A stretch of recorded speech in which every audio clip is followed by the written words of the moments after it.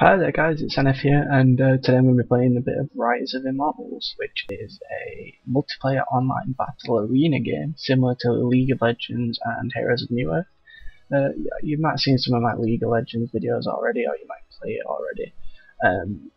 So it's supposed to be similar to that, but the hook that they've got for it is that it's a MMO at the same time.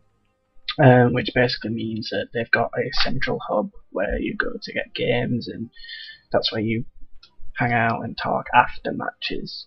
So I'm just going to log in. I had to create an account already just to change the volume settings, the resolution settings and stuff, just so I could record. So yeah, I'm just going to select that so you can see it on the realm. I did look through some of the characters a little bit. I'm not going to go in too in depth right now on them because I don't know much about them at all. But as I was looking through them, I was like, oh, let's have a look through. Actually, a quick look through. So we've got like Tatiana, the Witch of Fate.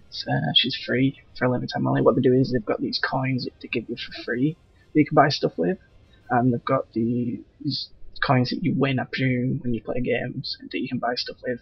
And it's a lot more expensive to buy a hero or champion, whatever you want to call it, if you try to play all the games. It's just a bit like LoL in that sense, similar to Hon, but not quite. You get coins for playing there, but basically there's also these coins that you can buy, and it starts you off with about 3,000 of these, and most of the heroes that I've seen so far are 600, 800, 300, 400, 600, so they're very low.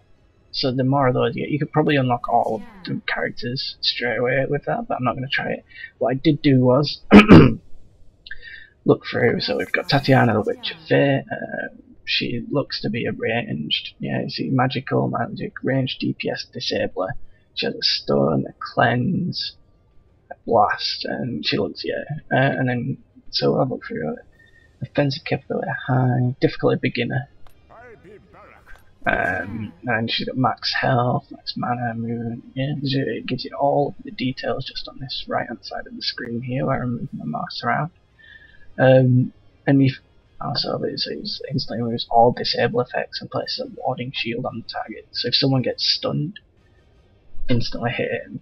So she's kind of a support but also a DPS disabler. So she's kind of balanced really, which you can see why she'd be a beginner character for someone. You can rotate a model, which is pretty hot as well. She's got Stasis, which is a stun, Spiritual Blast, which is a damage dealing ability.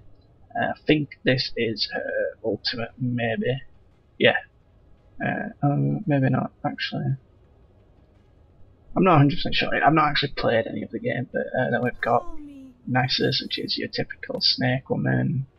She looks like she's a ranged single target person. Yeah, she got her abilities, physical, magical, intermediate. She looks like she'd be a lot of fun to play, but I'm not going to purchase her because she is free, so there's no need to purchase it. Scorpix, he's a scorpion. Damage over time tank. So it looks like Broodling Defenders. He spawns Broodling Defenders, and they do damage. He gains an armor and a damage magic offense for everyone that's up. They attack and so on and so forth. Venomous Sting, so he attacks his target and it deals 20 physical damage per second for 6 seconds and slows them. Explore-Skeleton, oh god, increases health regeneration by 2. Is a passive and it damages all enemies near Scorpix with a blast. And yeah, so you can see there's a range of decent heroes. There's a tree called Icar. He's a support tank, so Fawn Barrier, Enchanted Grove, heals allies, targets movement speed, yeah. So he's very much a support. You've got a robot, a guy riding in a robot. Seems a bit like Rumble to me. He's a disabler, he's all about stuns.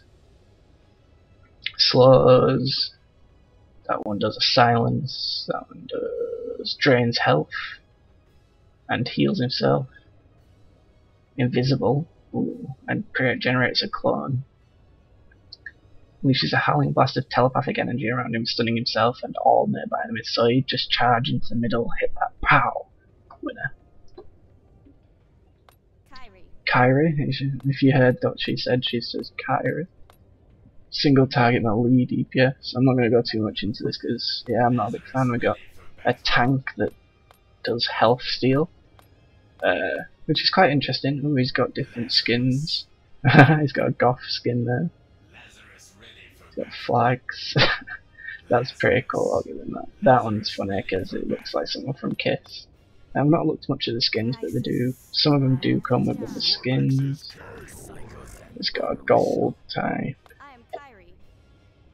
Looks like they put a lot of effort into Lazarus, vampiric tank, so he can tank a lot of damage, but he steals life as well. Iceland, the first warrior. I expected her to be a lot taller and beefier, but she's also got Captain America shield. I love it. That's cool. She's a support tank. She'll have stun, a heal. Yeah. Ooh. Call of the Bear. Invokes the might of the bear. Increases allies' crit chance. Nephagist. DOT disable, so he does damage over time and can stun and stuff like that. Zai is a melee DPS. Looks pretty cool, doesn't he? We've got Vezin. AoE DPS, so he does area of attack damage, and yeah. And then you've got this guy. Now this guy looks like a badass. I was like, wow, I have to buy this guy and play him immediately. He's a dwarf with a rifle. He's a single target range DPS, and you can tell just by, well, I bought him so you get all these extra stats, but you can tell by looking at him that he's not going to be easy to play, and honestly I'm pretty used to range DPS, especially single target range DPS, because that's what I do with WoW. So let's have a look at his abilities before we jump into the game. Target sighting, increases attack range by 10 every 20 seconds, stacks 2 times, all charges consumed when activated. So basically over time it'll stack, and then when he activates it, it'll be consumed. Target enemies wounded, removing and blocking any stealth or invisibility effect and causing them to take 5% more damage from all weapon damage sources for 5 seconds. So basically it increases the amount of damage that is done and stops them from stealthing. Dynamite throw. Ballot throws a stick of dynamite at the target position. All enemies in the area are stunned for 0.5 seconds, take 80 physical damage, and have their attack speed slowed by 25% for 6 seconds. Premium powdered. While active, each attack becomes an AoE burst. You're dealing weapon damage plus 10 physical damage to the primary target and half damage to nearby enemies, which I presume will scale as it levels up. Headshot. Every gun person in every game in existence has to have the headshot. Fires an aim shot at its target, dealing 300% attack damage and silencing them. That's a pretty badass one. Treasure Seeker.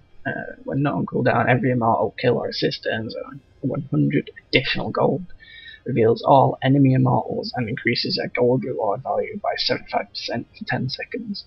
So if you want someone running away into a bush, that'd be a good time to pop it if this was League of Legends. I'm not sure if they do have bush in this game. And you've probably just heard me get a message on Steam. Yeah, that happens. Yeah, basically, so it reveals them and makes it easier to hit them, and also it will give a 75% extra gold reward when you hit them for the 10 seconds after you hit them, which is a pretty immense target. I'm just going to reply to this person.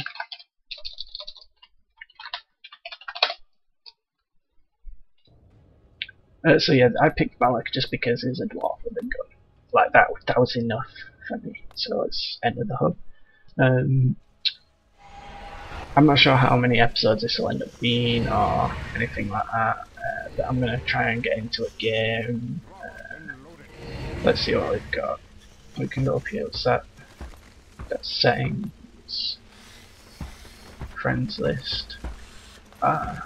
Ooh, we've got a point to spend. Basically this is a lot like League of Legends Master is. It's called a discipline tree, and basically you put points into it, and it looks like